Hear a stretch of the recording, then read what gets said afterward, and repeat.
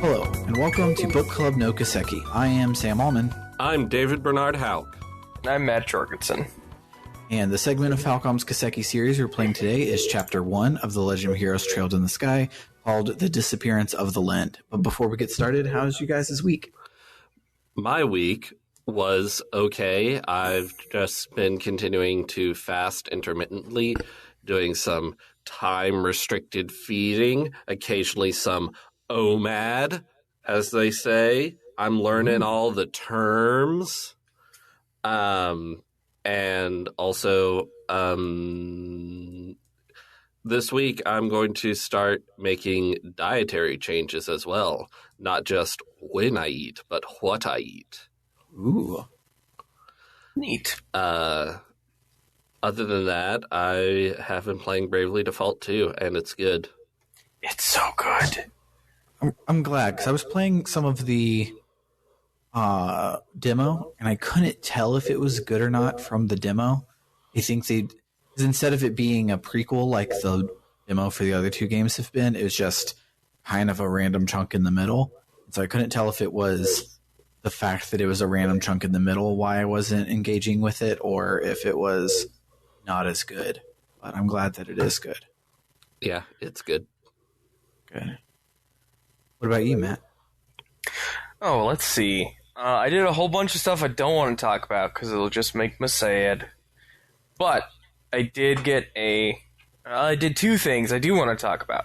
I got my second ever game of Warhammer in, and I didn't lose. Nice. I won because my opponent wildly misread what his things did and misplayed badly. But a win's a win, and I'll take it. Right? Those wins always like make you feel bad because you're just like, oh, honey, no, you can't do that. But checkmate. So yeah, I mean, see, the thing is like, do that, chump stick. The thing is, I was also wholly convinced that the thing he was doing was a perfectly legal thing you can do. Mm-hmm. Okay, I'm just quick. Throw some proper nouns at us, and we'll ignore them. So there are several kinds of terrain in the game. Some of it you can climb on, but there is a measurement restriction to which how high. So like if your unit can move 5 inches, you move that number of inches rounded up the terrain and across. Okay. So he was going to be all cheeky-beaky and move his warlord up the terrain and across to just outside my warlord's range, but still within his, because he has an extra 4 inches of range on me because of the Tau. Mm-hmm. And it's like, oh, when it came to his shooting phase, which is a whole phase after, like a whole 2 phases after the move phase for everyone else, but the Tau don't have psychers.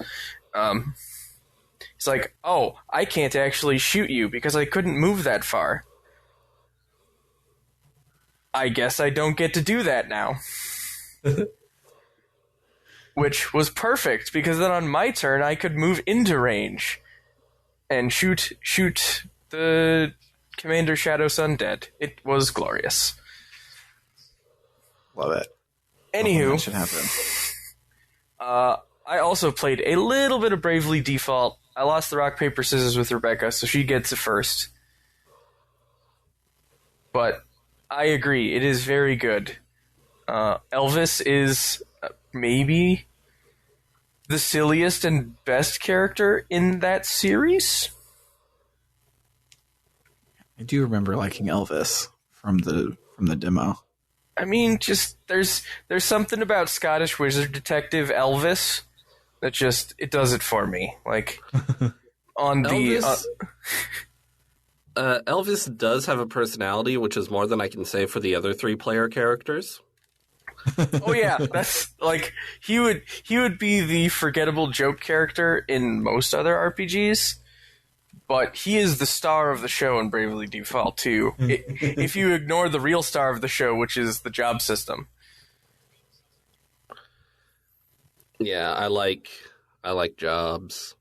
Jobs are good. Jobs are good. Anywho's will be. That was my week.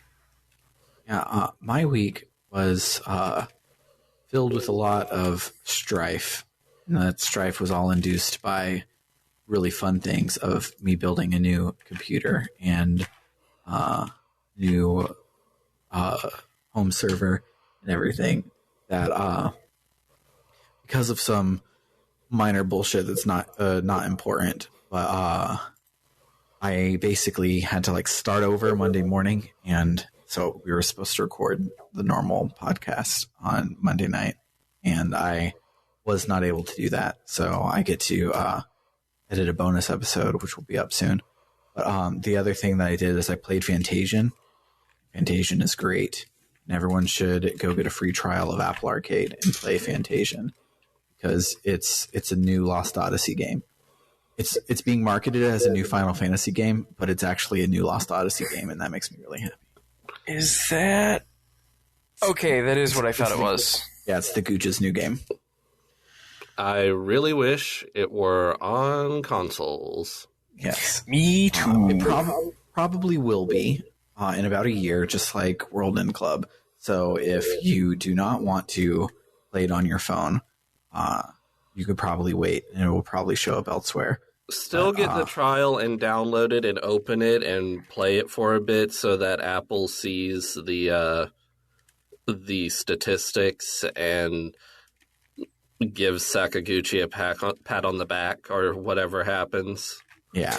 I seem to recall that there's a large number of Apple Arcade games that have. I mean, relatively, the number of Apple Arcade games, period, isn't massive. But a lot of them have come to PC and Switch as of late.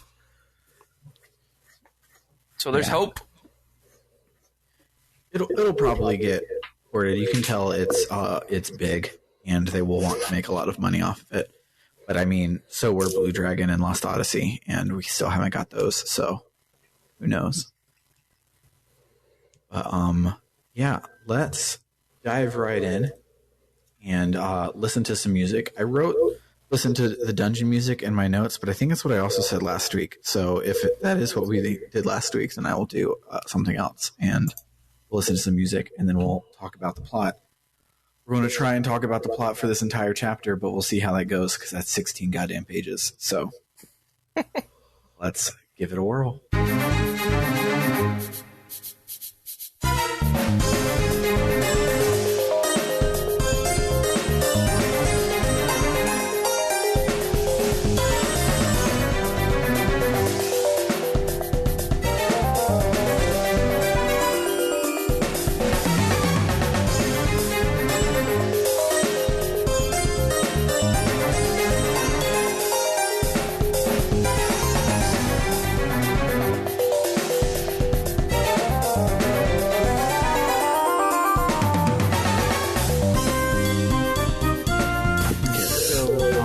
Last week we went to school, and we graduated school, and that was 2 weeks ago. Last week we didn't graduate school. We were already done with school, but we went and investigated a tower and stopped a sky bandit, but they got away.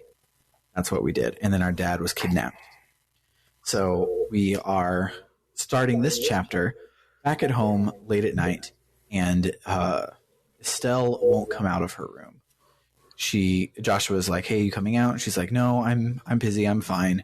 And Joshua and Shara are like, "Wow, she must be taking it really hard since she's upstairs, like crying in her room and everything." And so Josh and Shara contemplate on if this was an accident or an incident. And while they're musing over what it could be, Estelle comes downstairs, chipper as hell. She's like, "Why the long faces?" And they're like, she's like, "Aren't we going to go and start our journey to find Dad in the morning? Like, obviously he's missing. Why would we sit around here and cry about it when we could just go and save him?" And I really liked it because, like, being sad was never on her radar whatsoever. Everyone was expecting her to be sad that her dad was missing, but it just means she has something to go do. So the next day, we tell Ina at the guild that we're going to head off to find Cassius, and she says that she needs to talk with Shara about something. So Estelle asks Joshua if he wants to come with her to check on the clock tower. She needs to say hello to someone, not goodbye. The clock tower was destroyed during the war and was used as a symbol of rebuilding Roland. Like, everybody chipped in to get it rebuilt. And Joshua is admiring it on the outside, but Estelle's like, hey, can we go up to the top? Josh is like, sure, whatever. He's like, why did you bring me up here since you've always avoided coming to the clock tower? And she's like, well, this tower is where my mom died. Back during the war, Roland was getting bombarded by the Empire, and Estelle and her mom were in the tower at the time. Her mother had covered her and protected her from the falling debris, but by the time they were dug free, her mom was already dead. And Josh is like, oh, wow, that like sucks. And she goes, yeah, but I don't avoid the tower to avoid the painful memories.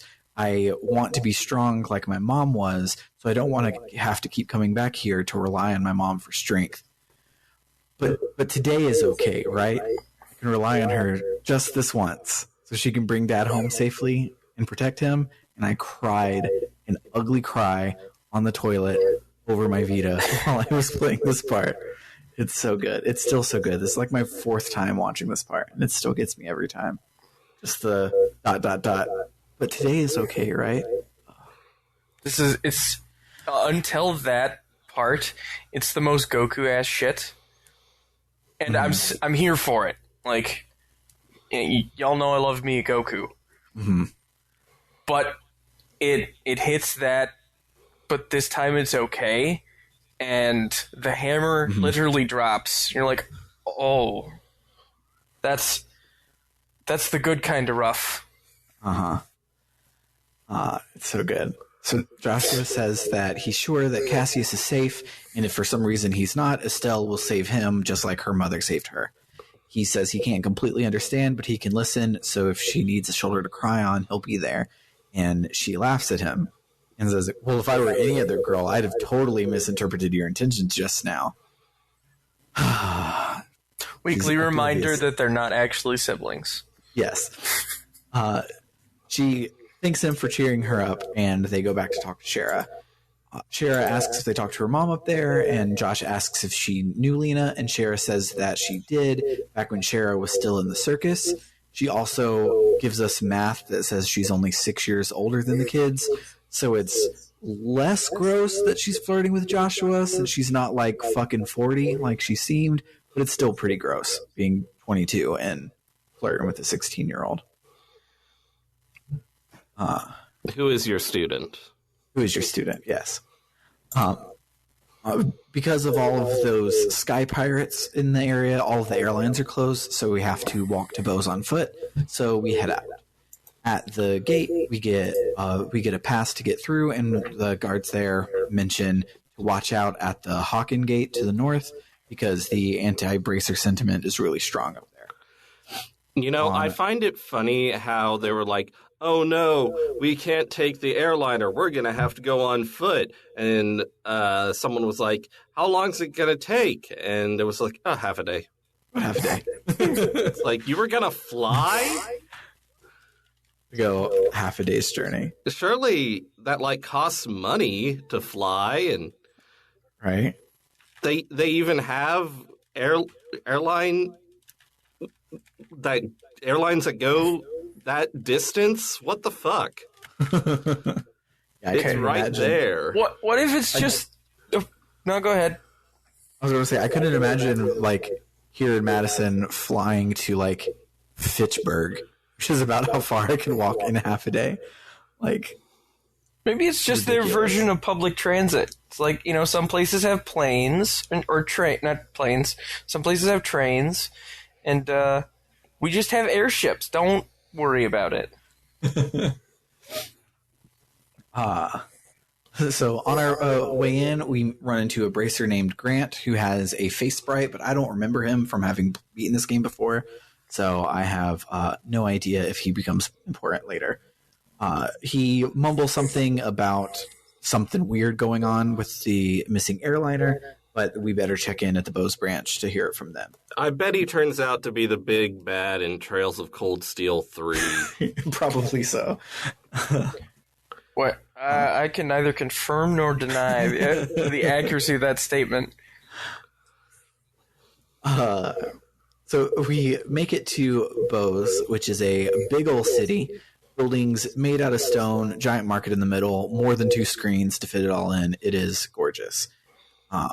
We find our way into the Bracer Guild, and we find out that the Army and the Guild are conducting individual investigations into the missing airship, but they're not working together. And on top of that, the Army has a restriction on information right now, so that the Guild is basically cut off at the balls, so they can't get anything done. The Army and the Guild are supposed to work together on paper, but it doesn't work that way in practice. Plus, General Morgan, who's the commander of the Army in the region, is vehemently anti-Bracer, and besides not just sharing the information that they find, he also isn't letting Bracers into the crime scenes if the Army is present. So the investigations are completely separate, take twice as long as they should. But our person who put in the job for us is the mayor of Bose herself. She asked us to investigate, so if we take the job, maybe we'll have better luck going in as the mayor's underlings instead of Bracers. So to do that, though, we have to change our registration to the Bose branch because we're junior Bracers and they don't have full autonomy. And they have to be monitored by a head branch, so we have to be registered at the branch that we do jobs from. So we transfer our registrations and head off to find the mayor. We go to her house, and she's not home. It's Sunday, so she's over at church. So we go to church, but she's not there either. She made her maid, Leela, do all the praying for her so that she could go and hang out at the market. I'm sure that's how religion works. I can just be like, hey, I don't want to go to church today. You go tell God all of my sins so I can go do something else. I mean, in Catholicism, don't you tell someone else to tell God your sins for you? Yeah, but you don't tell someone else to tell the priest to tell God your sins. Can I complain about the market since you just mentioned it? Sure, go ahead. Okay, so you walk into Bose, and huge area, and a huge market right in the middle. And Sheriff specifically says you cannot get weapons or ordnance there. So I'm like, oh shit, I can't get weapons or ordnance in Bose. I guess I'll have to deal with that. But then there's a second screen in Bose that you don't have to go to until way later. And it turns out that there is a weapon shop and an ordnance factory there. Just not in the market. I didn't know to go that way. I thought since Shara had gone out of her way to say, yeah, there, that was my complaint. That sucks. At least new weapons, not new armor, but new weapons are found in a bunch of chests along the way, so probably weren't too bad off, but that does suck. Oh, I got owned a few times. Yeah. So we head into the market and do not buy any weapons, and we see that the mayor is chewing out some merchants for being too capitalist. They have been buying up all the food so that they can hike the price to improve the economy, and she's like, don't do that. That's fucking evil, and don't be evil. You can do that for other products, but food is a necessity. Sell it at cost. And I'm like, don't do it for other products either. It's still evil. Just don't do it. But, she comes with us to the fancy restaurant in town to discuss our job, and she says that we need to defund the police. We are not fighting a war. We do not need soldiers to investigate crime, and they do not need tanks in the police department. So we should instead send the right tool for the right job and send social workers to deal with homelessness, and to send professional investigators who, in this case, are still militarily equipped, but professional investigators to do investigating. She gives us a letter of request for information to take to General Morgan and tells us to hide the fact that we're bracers so that we can act as her messengers and figure out what's going on. So we do that. We head off towards Hawken Gate, which is the border with the Erebonian Empire, and it's the only opening to the border, so it's the only way to pass between them without an airship. We ask to see General Morgan, but he's out for the moment, so we head to the bar that's on the premises to wait it out, where we meet Olivier, who is awesome. He's just in a game written by homophobes. He is both a lady and lord killer, and he has a thing for Joshua and Shara, and sometimes in the right light, Estelle. He will do some super suave shit where he recites poetry and plays the lute, serenade people, and the game is just like weird. He's singing love songs to a boy, LOL, and makes me sad. He is also involved in the stupidest fucking scenes that have ever been in video games. Yes, which is why I love him. Yes. I really like his voice acting. His little battle quips. I like his voice. I don't remember his English voice. It's been forever since I've played it on the PC. It's really deep. Yeah, his Japanese voice is really deep too, and I really like it. Kind of reminds me of Dio from JoJo, from all the memes. Yes.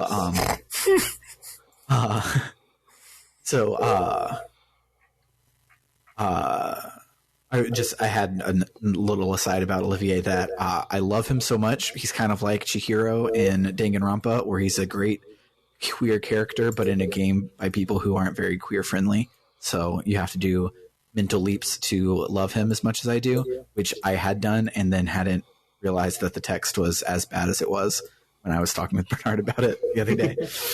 You were like, here, I mean, look at this block of text that proves it's not quite so bad as you say. And I'm like, no, like, read it again. That literal block of text. But yes. Like, wait, yeah. While we're busy being homophobic at Olivier, the guard comes in to tell us that Morgan is back, so we head off, and Olivier follows us. Estelle tells him to get lost, and we head into the fort. Inside, Morgan reads the letter and agrees to tell us what he knows. The airliner went down somewhere over the Bose region, and they've been searching the whole area and found nothing, so it's unlikely that it was monsters or an accident with a crash, because a huge smoldering airship wouldn't have been that hard to find, since the area is mostly plains. You can see like everything from everywhere. So it was likely a hijacking by some sort of pirates in the sky. If only we had ran into some sky pirates recently that could be the culprits. It literally takes until like we are already there at the thing for Estelle to finally say, oh wait, it was totally Josette that did this from last chapter, the sky pirate. Who'da funkin' thunk?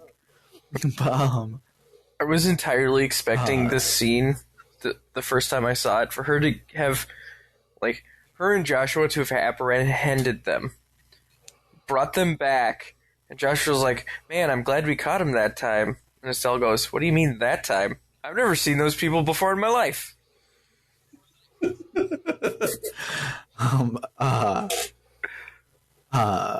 Morgan says that the reason that he's been locking down the flow of information is because they're so close to the border, and if the Imperial Army was involved, it could have been an international incident, and they didn't want to jump the gun on anything and say, hey, we have an Erebonian suspect and start a war or anything. Which, like, I get it, but also, like, at least tell the fucking mayor of the city that you're in what's going on and shit, especially because these cities are all like city states.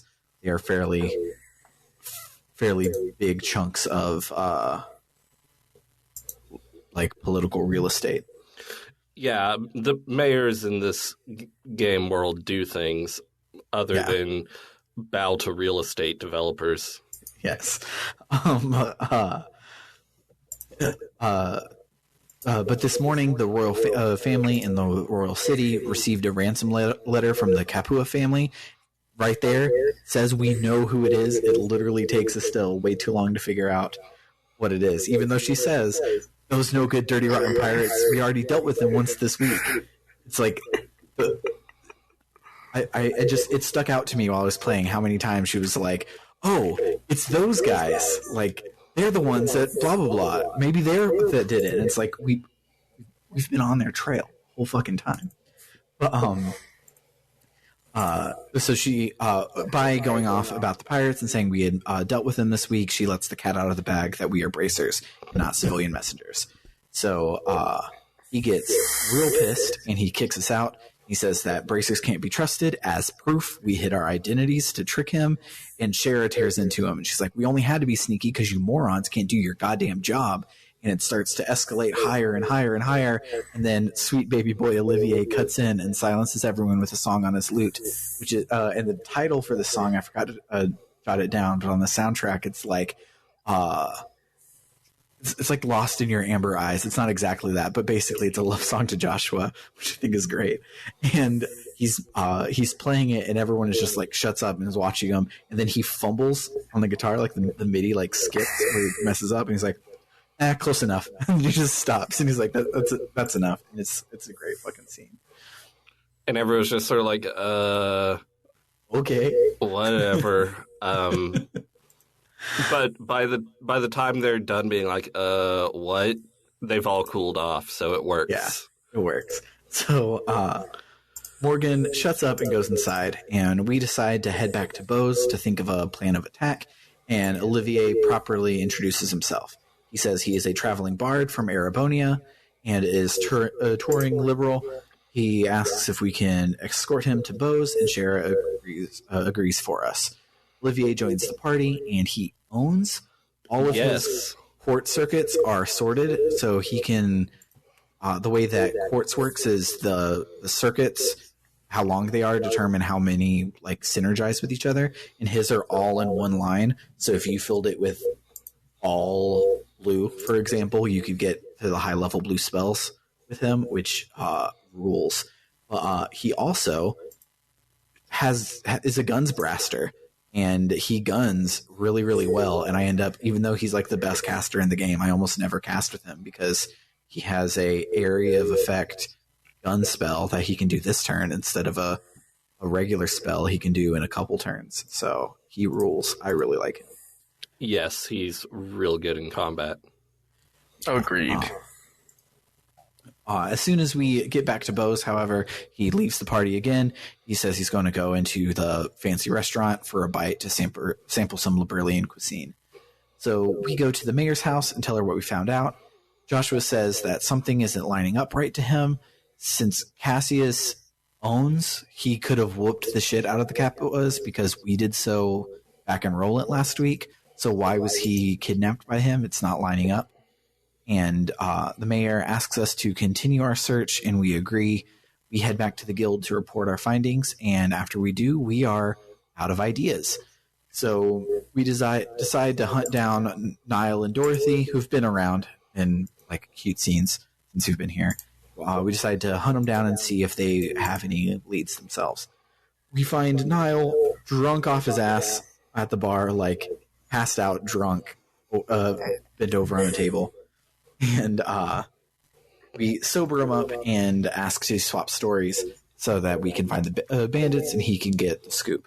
So he tells us that because of the information blocking, he doesn't have a lot, but he has two leads. One of which is that there was an eyewitness down in Ravenue Village, and that basically the FBI is here, the intelligence division of the army is here, and that the man in charge, Richard, is a kick-ass detective, so the whole thing will probably be resolved super soon. We decide to follow up the lead in Ravenue because the army could have missed something. On the way there, we meet another red-headed bracer that's not Grant. This one's Agate. Agate's important. He joins your party later. He's surprised that we are both bracers and that we're... he's surprised that we are both, I forgot the comma, both bracers and Cassius's kids, but he's not impressed. He says we look like amateurs and walks off, only to come back later. In Ravenue, we talk to the elder who says that the boy Louis is the one who saw the shadows.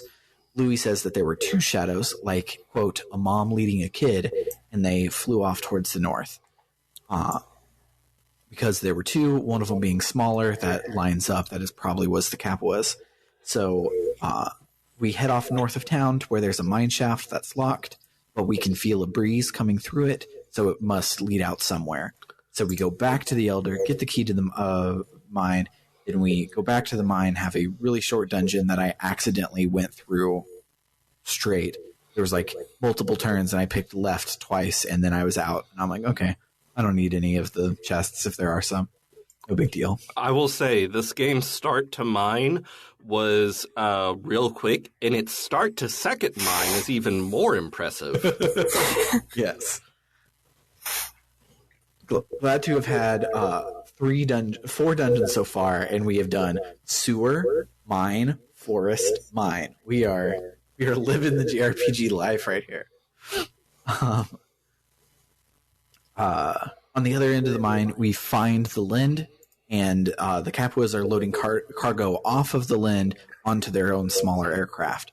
We bust onto the scene, and one of the Capuas, Kyle, says, "You're not supposed to be here this early," which is sus as fuck. But we kick his ass, and he, of course, skedaddles again. We take our time to investigate the Linde for clues, but it is completely picked clean, and there's nothing on board. We come to the conclusion that the hideout must be elsewhere, and loading all of this cargo and taking several trips is probably because the hideout is somewhere small where the big old Linde ship couldn't land itself. So we decide to take what we've learned and tell the army, ask for their help. Since the army has small fighters that we could use to land wherever the base is. But right as we exit the Linde, the army is there, and they arrest us. Since bracers can't be trusted, and here we are at the site of the stolen ship, we must have done it, so they throw us in jail. In jail, the start to being wrongfully thrown in jail is also pretty short. In jail, we're complaining that the army is getting in our way, and Joshua's like, that might be on purpose, because Kyle said you aren't supposed to be here this early, so maybe the army is working with the Capuas, or at least the Capuas have someone on the inside. In the next cell over, we hear Olivier. He has been imprisoned for stealing and drinking a $1 billion bottle of wine. He talks our ears off all night. It fades to black. It fades back up. He's still talking, and now it's morning time. It's great. In the morning, the mayor shows up, and she releases us. She told Morgan that our dad was Cassius Bright, who was a famed strategist back during the war. Morgan doesn't understand why he would leave the army and join the Bracer Guild, but he respected the man, so he'll let us go. So it turns out that Morgan probably hates Bracers because one of his most promising soldiers left the army to go and be one. We turn to leave, and Olivier is like, well, what about me? And Mayor Maybell says that she's the owner of the restaurant, and she was the one that bought the wine, so she'll drop the charges. It's no big deal. And he's like, well, should I finish my contract at the restaurant for payment? And she's like, no, instead, you should help the Bracers in their investigation. So he's back in our party. And the Bracers are hesitant. Yes, because they don't like him. Yes, and also he's a rando civilian. Yes. They're just like, what the fuck? Why would we take him with us? And I'm like, guys, he's really good in combat. Yeah, he's a better bracer than all of y'all. He really is. So while we were in jail, there was a chain of robberies in the south block of Bose. The Orbital Factory, the weapon shop, and some residences were all hit by burglars. The mayor asks us to investigate, but keep our findings to ourselves, especially if the army has a mole. If we try and go investigate in the south block, everywhere that the army is, we can't be, so we don't get a whole lot done. We run into Niall and Dorothy, who tell us what they found out, which is that the bandits came and went through the west gate, which is nowhere near the south block and is a lot closer to the market, where there's a lot of shit to steal, and the mayor's house, where she can just brush off a $1 billion bottle of wine. So there's obviously some good shit there. They passed that and went straight to the south block, so they were obviously after something. When we head outside, the army threatens us to stay out of their way, but then Richard shows up. He admonishes the soldiers for not working with the guild since we're supposed to be allies and everything.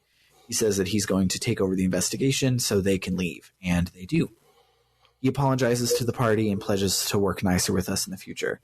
And now that he shooed away the army, we can fully investigate, and we talk to one of the homeowners named Cecile. And she says that she heard people outside, thought it was her husband coming home late, but when she looked outside, it was some masked dudes robbing the orbit factory. So she screamed, it startled them, and they ran off. Shara asks if her husband was out drinking, and she's like, no, it's worse. He was gone fishing at the lakefront near here, and he hasn't even been back yet. He's missed everything. He's still not home. And of course, right at that moment, he comes home and gets chewed out by his wife. He says that he was late because he was chatting with his buddy who was talking about the weird men that he saw on the lakefront the other night.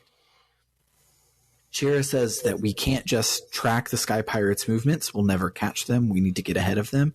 So we should check out the lead at the lakefront, even though it's a vague one, because nothing's happened there yet, but there were weird people there, so it's kind of a lead, and maybe we'll get lucky and get in front of them instead of just responding to their stuff. So we head off to Valeria Lake, the Pearl of Liberl. There we meet... This is some small town shit. The Pearl of La Pearl. It really is. Apparently, Valeria Lake is huge, and all of the places we talk to border it. It's like the big ass lake in the middle of the country. But at Valeria Lake, we meet Lloyd, who's the guy that we were looking for. He says that he saw people leave the inn and head out onto the road at like 3 o'clock in the morning. And the next morning, no one had seen anyone like that at the end. They weren't staying there. So he at first thought that they were ghosts. There were two people, a boy and the girl was in a Genus Royal Academy uniform. And so Estelle is like, bingo, we found Josette. It's Josette, the Kapua family. We know it's them. This will be important later when she's surprised that it was them. The guy tells us that they said we'll be back here in 2 days, which is tonight. So we decide to get a room at the end so that we can follow them. We pass the time fishing, or Estelle passes the time fishing. Olivia and Shara drink like fish, and Joshua reads a book. The fishing minigame is text-based. It's chill. RPG needs fishing. RPG needs fishing. This is the first of 2 fishing minigames. I had forgotten about this one. When I got here, I was like, this isn't where we fish, but we get another one later. Look forward to that. After we give up on fishing, we go to talk to Joshua, but he's gone, having left his book behind. We take it back to him on the pier where he's moping. Estelle tells him that he can confide in her, but he doesn't do that. He just says that he's feeling better because she offered, and then he plays the theme of the game on the harmonica again. After he says, so you're not going to press and ask any questions about my past? And she's like, we promised back in the day that you would tell me about it when you're ready, and that I wanted to ask before you're ready. Besides, it's been 5 years. I kind of don't care anymore. I also don't know anything about my dad's past, but that doesn't mean that we're not family. There's more to it than that, but it's a sweet scene. It goes on for a while, and it's cute. We swear to solve this mystery ourselves, to save Cassius, and then we go inside for dinner. We don't know at this point there wasn't murder. Yes, we don't. Inside, Olivier basically has alcohol poisoning. His talking head has like swirlies for eyes, and it's great. But Shara is barely phased at all. She doesn't even seem like tipsy, much less passed out drunk. So we drop Olivier off in bed, and Estelle and Joshua realize that Shara was getting him hammered, so he wouldn't be able to come on the mission since he's a civilian. It might get messy. She didn't want him to get hurt. And she's like, yeah, totally. That's 100% what I was doing. I wasn't just drinking this man under the table because I have a problem. So the three of them go to camp out on the balcony so they can watch the road. And sure enough, Kyle and Josette come up. We watch them head out to the pier where they meet up with some dudes in black armor with red face masks. And they say that the ransom is going to be paid by the queen, so that they must be, quote, close. And then the guys in the masks say that once the ransom is paid, they'll need to leave their hideout behind because machinations of some sort. We decide while they're busy, we're going to try and find their airship. So we head out and we find it parked in front of Amberl Tower. Thankfully, going there is a text box that says, you look and you find it at Amberl Tower and you don't actually have to search for it. While we're there and we're watching the guards and stuff, we're trying to decide how we're going to take them out. And then Olivier shows up. He says that he's puked, he's ate some bread, he's drank some water, he's sober enough, he's good to go. He brings up a good point that we shouldn't fight the bandits here, because if we capture them, it won't save the hostages at all. We won't find their hideout. They'll basically get away again, even if we capture them. So what we should do instead is stow away on their airship. So we do. And we are flown straight into their base, where we take out a bunch of guards and wind our way through the hideout. It's the big main dungeon of the week, but it's just a spiral. So it's real hard to get lost in. I say having got lost in it the first time I played it, because I was looking in all the nooks and crannies for loot and stuff, and I had gotten turned around and thought I was making my way down and ended up making my way back up. But it's a real easy spiral. It's embarrassing that I got lost. It's really easy to feel like you're lost. Yes. And feel like you're getting lost, but it's not actually that hard. Yeah, no. Just keep taking right-hand turns.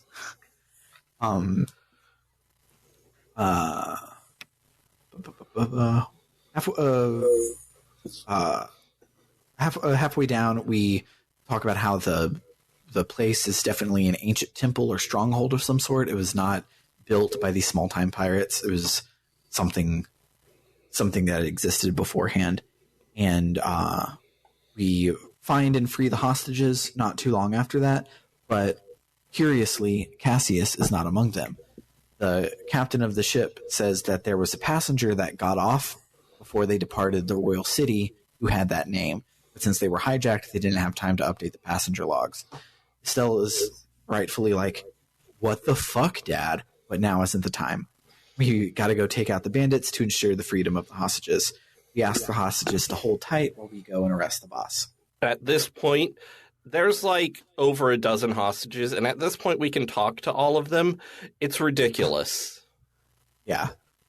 You can. There's so much goddamn text in this game. You can talk to everyone multiple times, all the time. So we make our way to the boss's room, and we hear Josette, Kyle, and their big brother Don all talking. Josette is like, once we get the money, how are we going to release all these hostages? And Don is like, you mean release them from this mortal coil, right? And they're like, what the fuck? He's like, just fucking kill them all. And he's like, just grow up and learn to murder people. And Josette and Kyle are not having that at all. Kyle is like, we're trying to make money to buy our homeland back. I don't want to do that with blood money. And he's like, who the fuck gives a shit about our homeland when we can be rich? And Josette is like, what the fuck happened to you? But right as that happens, we decide to take this opportunity to jump in and bust some heads. How is this fight for you guys? Hard. It sure was. Expound on that. Oh, me? Or I was making a David Lynch reference. I was expecting Bernard to say, no.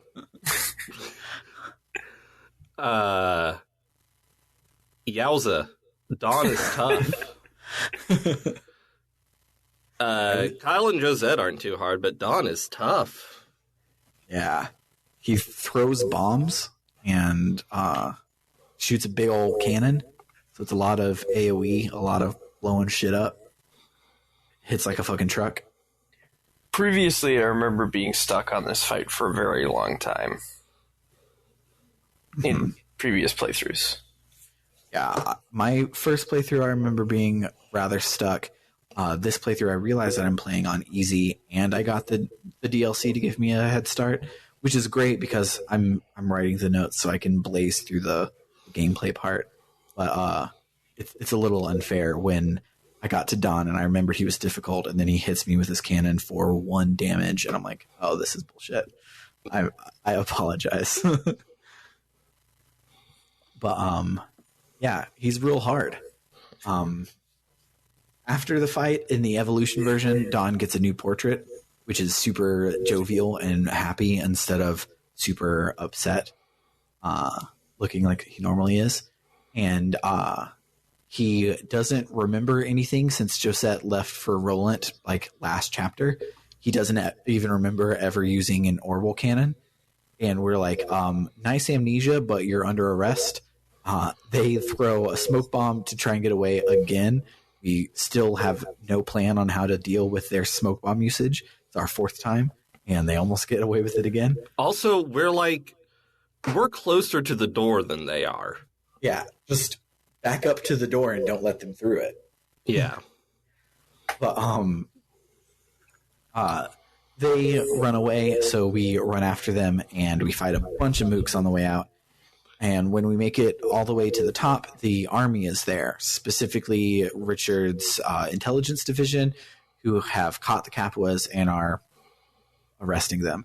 And Morgan is like, dude, Richard, you rule. But Richard rightfully says that he couldn't have done it without us doing the hard work, which is nice. Somebody is throwing us a bone. So the army is going to handle all of the logistics, and we get to focus on the real question. Where the fuck is Cassius? We head back to the guild, and the mayor thanks us for our help. We decide to leave the unanswered questions like the men in the black armor and the amnesia of Dawn to the army. We're like, don't know what's happening there, but it's not our problem anymore. And Lugren, who's the guild master of this branch, who we've talked to many of times on unimportant. That sentence died in my throat. I have no idea what I was trying to say. He's not important, but he is now. And he gives us a recommendation from the Bows branch, because we are junior bracers, and to graduate to a senior bracer, we have to get a recommendation from every branch in the region so that we can become full bracers. And with this one, we now have 2 out of 5. We mentioned how weird it is that Cassius didn't tell anyone what he was doing, and then for the 3rd time this game, right at that moment, someone comes in and delivers a package from Cassius explaining what he was doing. This happened in the prologue and twice this chapter. The package itself was on board the Linde, and it was just recovered as part of the cargo, and so it wasn't Cassius's fault that we didn't get word from him. The letter says that he ran into some trouble with his work, vague, and he won't be back until after the Queen's birthday. He tells us that we can do whatever we want, but maybe we should take this opportunity to try and graduate to a full bracer in the meantime. The letter is attached to a package that is addressed to Cassius from an unknown sender. We're like, weird, I guess we'll take this back home for Dad real quick. But Olivier is like, your father disappeared without a trace right as he got this. It's probably related, and we should see what it is. And we're like, that's actually a good idea. So we open it up, and it is a jet black orbment with no visible places to attach any quartz, which is how the ancient artifact orbments work, except this one was obviously machined with modern tools, so it's a big enigma, and nobody knows what it is. There's a note on it that says, I was able to secure the item the aforesaid group was carrying, so please take care of it. Please ask Professor R to do an analysis of it when you find an opportunity. Signed, K. We have no idea what that means, but we decide to continue our journey like Dad suggested. We've already got 2 out of 5 recommendations, so we might as well just go to the other regions, do some shit, get our recommendations to pass the time until Dad comes back. I wonder if we'll just so happen to gather more clues as to what's going on as we do that. Probably so.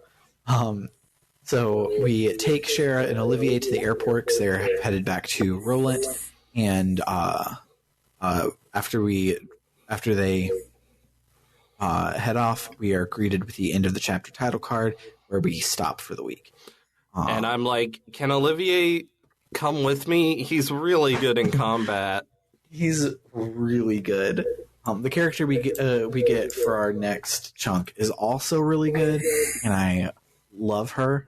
Spoilers, she's a girl, but I love her so much, and I still wish we had Olivier though. I don't think we get him back the whole game, which sucks. The chapters are all fairly isolated in that regard. Mm-hmm. But yeah. So as if talking about the plot for 40 minutes wasn't enough, I am now going to talk about all of the really interesting side content. I'm going to talk about it now so that Bernard doesn't have to play it, and so we'll do that after a musical interlude.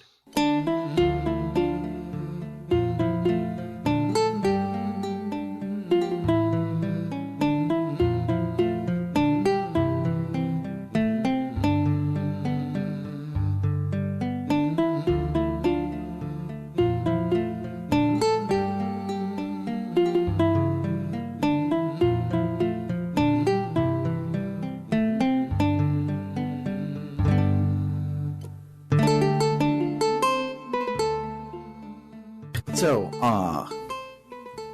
book catch up. So, Carnelia gets 3 new chapters this week, chapters 2, 3, and 4. And in chapter 2, he meets with Matthias, who is the guy that had, because in chapter 1, it was a flashback to the first time he worked with Matthias, which was what he's doing here. So he meets with Matthias, tells him he has to deliver something, and don't ask questions about it. So Toby takes the package and leaves, heading in a train bound for Liberal. There, 3 men are whispering for each other at the station and watching Toby. But right as he's like, well, what the fuck should I do? The train shows up, and in the hustle bustle of all the people boarding, 3 men who were watching him vanish. On the train, he meets a woman of the church, Sister Carnelia, and they chat together through most of the trip. Toby mentions how beautiful her eyes are. It's very film noir, like, not a lot of times you run into a dame like this on a train like this type thing. When they get to the location, she trips and Toby catches her. And as they walk to the exit, he realizes that his orbment is missing from his pocket. But before he can react, Carnelia draws a knife on him and is like, I have what you're looking for, Toby. Don't try anything. She then says that she has been sent by the goddess to protect Toby. She leads him off the train, still at knife point, and on the train platform are the 3 men from earlier. Toby asks for his orbment back, but Carnelia doesn't give it to him. Toby is sure that she's going to give him to the thugs, but instead she tells him to tuck and roll, pushes him down the stairs, and he knocks into the guys. He's super hurt from this, but by the time he gets up to look around, the guys are gone, and one of them is thrown over Carnelia's shoulder. She tosses this guy onto the train tracks and then takes Toby by the hand and leads him out of the station. While he's holding her hand, he realizes that she's now covered in blood of the men that are now nowhere to be found, which is cool. That was all 3 chapters from this week. Jesus. Easy. So we get a bunch of... get 2 new issues of Liberal News. The first one has a lot of opinion pieces about the Linde disappearing, as well as some stories about what we did in the prologue, including the piece about the Esmelis Tower that we helped Niall and Dorothy write, and it has the photos that she took of it, which I think is a cute touch. One of the cool highlights about the one of the cool highlights from this first issue is that some of the prevailing theory that Linde was destroyed by the last living dragon, and there are complaints about General Morgan's anti-transparency laws. So I really like that the politics in this game are like real things, and the NPCs actually care about them instead of it just being like, oh yeah, we have a king and the king is an evil person, but whatever, I'm just an item shop boy. It's like you get well-roundedness. Also, there's a dragon. Yeah, it's super cool. More on the dragon in a second. The second issue of Liberal News is has a lot more opinion pieces on the Army and the Bracers not getting along, as well as an unveiling of a new airship at Zeiss Central Factory called the Arsail. There's also a review for Maple Leaf Inn's open air baths, so we can look forward to the fan service chapter later. We also get the opportunity to read the book that Joshua was reading, which is a chronicle of the 100 Days War. It actually is kind of really cool how the war played out. So Erebonia invented orbital phones before Liberal did. So they deliver the writ that says, we are declaring war on you at the embassy, and then phone and say, all right, fire to the front lines, and they start bombarding basically at the exact second. So it's like technically not a sneak attack, but was for all intents and purposes a sneak attack, which is super cool. And so then after the war started, Erebonia sent so many troops that Liberal was outnumbered 3-1. And within 2 months, Erebonia had occupied most of Liberal except for the Royal Palace and the factory in Zeiss. It was in this factory that they developed basically fighter jets, airships that could fly at 1,800 selg per hour. Selg is a unit of distance that the math makes sense if it's about 0.1 miles. So I'm guessing this is 180 miles an hour for the planes. It's hard to tell because it's all made up. But, especially because like the signs when you're like on the quote unquote world map parts are like, oh, such and such town is 50 selg that way, and I'm like, I don't know what that means. I'm just gonna go that way and walk until it's over. But having these fast airships and timed with an amphibious assault helped Liberal recapture some supply lines and eventually push Erebonia back out of the country. Once they pushed them back, Liberal's allies swooped in and bolstered their forces, and after 100 days of fighting, an armistice was signed. Erebonia offered an official apology, saying that they had made a grievous error attributed to a tragic incident occurring within the Erebonian borders, and they do not expound on that in the book. That's the last sentence in that book. It's annoying, because that's really interesting. As for side quests, we have the Ambril Tower side quest we talked about earlier. It's another one of the tetracyclic towers. It's basically a copy-paste of the Esmelis Tower, just a slightly different layout. Inside, we meet Professor Alba again, and we keep hearing multiple people talking. And as we go up, he's the only person there, and he says, oh, I was just talking to myself, and I do that when I'm thinking. And we're like, oh, cool, whatever. Let's save you from some monsters and get you out of here.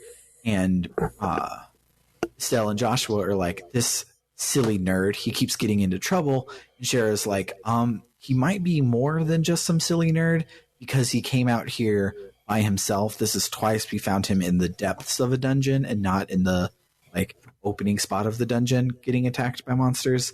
So keep an eye out on him.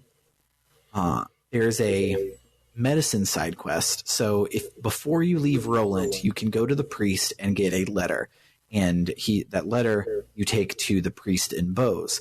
When you do so, you learn that the priesthood are also the ones that make medicine in Liberal, and the priest in Roland named Father Divine is one of the best medicine makers.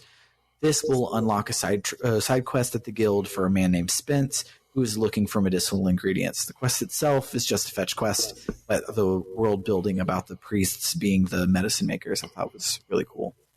And this also is a side quest that you get not from the bulletin board, which is unique. There is a fairly involved escort mission to take someone all the way to Ruan's Gate, which is really nice because Estelle and Joshua meet another junior bracer there. They get inspired to become full bracers and do more and try harder instead of just relying on Shara. But besides the like feelings and banter, it's not a whole lot. One thing that I think is super cool is in Ravenou, you can find Annalise, who is another junior bracer who has a face sprite and everything, but she's not important. She's just doing other guild requests in town. Like she's just working, just a coworker, and you just like wave to her at the water cooler, and it does a lot to like make the world seem smaller and like lived in. And it's really cool.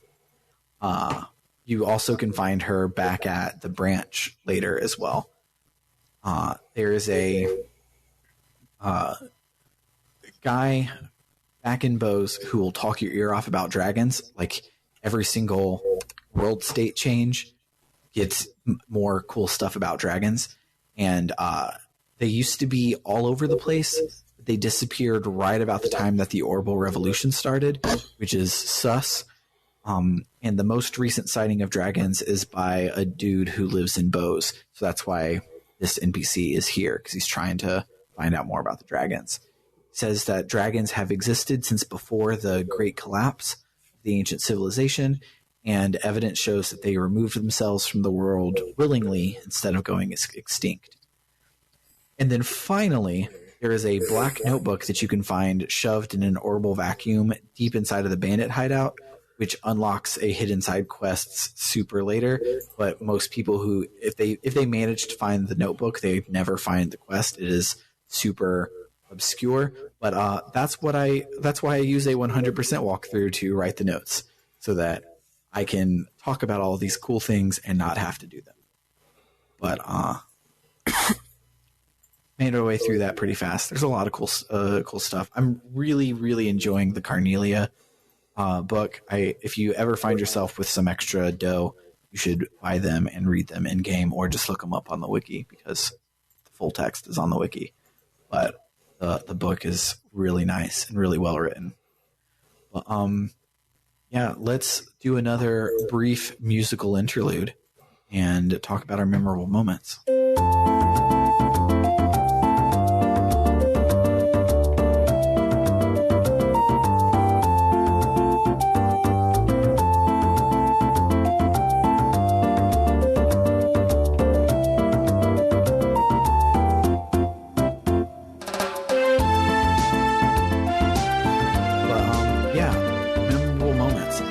Titload, so you guys can go first. The name of the leader of the Capua family is literally Dawn. Yeah, nothing like a mob boss named Dawn. Can we address the fact that one of the Capua family is named Kyle? Yeah, I don't get it. Okay, it's just that you have characters like Estelle and Joshua, and then Kyle. Kyle and Joshua are in the same league for me, but Dawn is funny because Dawn is the name of the mob boss. Like, maybe it's the leader of the mafia. You are the Dawn. So the Dawn of the Capua family's name is Dawn. Maybe it's just me because I grew up with a guy named Kyle, and like I can't not see that Kyle instead of anime Kyle. Which is, I mean, don't get me wrong. The Kyle I grew up with, nice guy. Farmer is crap. So, like, it's anime girl. Midwestern farmer. Anyway. You have some more, Bernard? I interjected a lot of them while you were talking. And I really like the "You're Losing This Battle" music. It's really good. I was losing a lot of battles this week. There are some hard monsters. Yeah. I was losing before I got Olivier, and then after I got Olivier, I was doing okay. Yeah. I love that the "You're Losing This Battle" music is not just beep boop, beep boop, beep boop, beep boop. Like a Pokemon. It's, and the little piano flourish as it starts is like your character gets hit with a critical hit and they fall down to their knees right as it goes. It's good. Love it every time. Excuse me. Mine is another pair of scenes. Mm. When Cher and Josh are sitting around the kitchen worried about Estelle. And she comes down and does a fake out of, oh, I'm not worried. I'm just like getting ready to go get Dad. Which transitions into like the culmination of the next scene of they're up at the top of the clock tower, and she, very clearly states she is kind of worried that she's not up to this task. I think that's a really good subversion's not right, but misdirection. Mm-hmm. Where it's like, oh, okay, you're gonna ignore one trope for another, but then turn both of them 45 degrees here really quickly. Yeah. I just thought that was really good. That's all you had? Yep. All right. I had a lot. We'll start with some just quick, easy lines because they're great. So there's one line where Cher is being a lush and Estelle is like, nothing inspires fear like Cher's drunken company. And Josh goes, except your cooking, which is great. Oh, okay. I do remember that one. That's pretty good. You can, in the market, one of the people you talk to says in all caps, "Hey there, you two. Have a look at my goods. I have everything you need." And it's great. More JRPG merchants should be that excited about their wares. Right? There's just something about being in a JRPG where someone talks in all caps that makes me smile. I loved Zoa in Chrono Cross. I loved I forget his name, but he's one of the reason I forget his name is because he's an unimportant NPC in .hack, but he's there in all three games. He's just one of the dudes running around, and he just speaks in all caps. And I love this merchant. It's just that's the key to my heart, is speak in all caps in a JRPG. His boss probably told him to show more enthusiasm. Yeah, that's his customer service voice.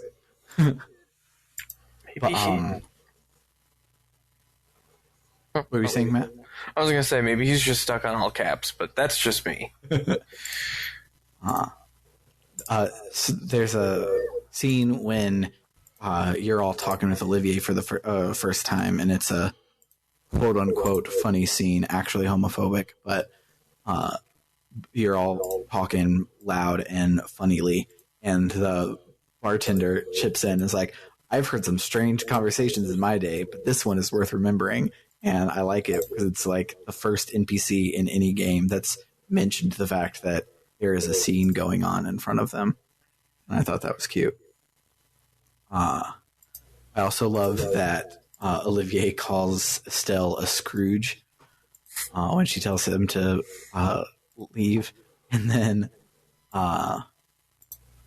after he plays the lute for everyone, he's like, you guys are fighting and you're not remembering the most important thing of all. And he strums his lute. He goes, "That's love and peace, baby." And it's great. That is pretty great. And then, let's see. The other ones made me laugh in the moment, but reading over them, they're not as good. The last one I have is at the end of the week. So there's a whole thing. I didn't really go into it a lot, but like Joshua acts weird the whole time after we see the dudes with the black armor show up. He's like quiet and introspective about it. And he does this while everyone is whispering. And Estelle says something about the dudes in the black armor, and Joshua whispers in ellipsis, which I think is the most JRPG thing you could possibly ever do. Not only do you get a text box that's in ellipsis, it's also whispered, which is talent. But I really appreciate that this chapter acknowledges how ridiculously mysterious Joshua is always being. Yes. I appreciate that because it was a bit much. Yeah, especially because, like, he had the whole thing in the pre-prologue where, like, what the fuck is happening? And then it just, he was your stepbrother now. And it's just what you had to deal with. And there was no, like, touching on it whatsoever. And so getting some lip service to the fact that, like, oh no, like, it's on both of their minds, but they promised to not talk about it is more than you get in a lot of RPGs. It just would be silent until it becomes important at the climax. But I think that will do it for this episode. I can't believe we got here in an hour and 10. I felt this was going to be like a 2-hour thing. I used the spirit I had last week to get through the plot last week in 20 minutes. I used it here to get through 16 pages of plot in 1 hour. But yeah, that'll do it for the episode. This series could not happen without the support of our Ko-Fi backers, so thanks to everyone who has been supporting us. If you're listening to this in the after times, you can come and join us over on www.rpgbook.club, where you can get access to these episodes a whole month before everyone else does. Next week, we will be playing Chapter 2, Magical of the White Magnolia, unless it gets too long and we break it up into pieces, but we did this chapter just fine. So we'll probably be fine to do the whole chapter. But for Book Club no Kiseki, I have been Sam Allman. I've been David Bernard Houck. And I've been Matt Jorgensen. Adios, amigos.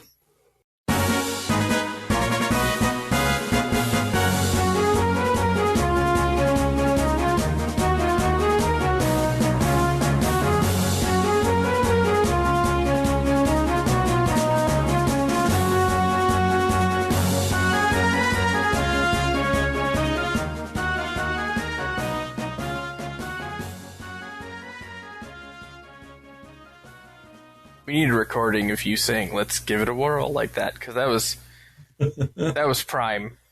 Good. It'll be the outro this week. Well, have I got news for you? We are recording this. What? Where's my lawyer?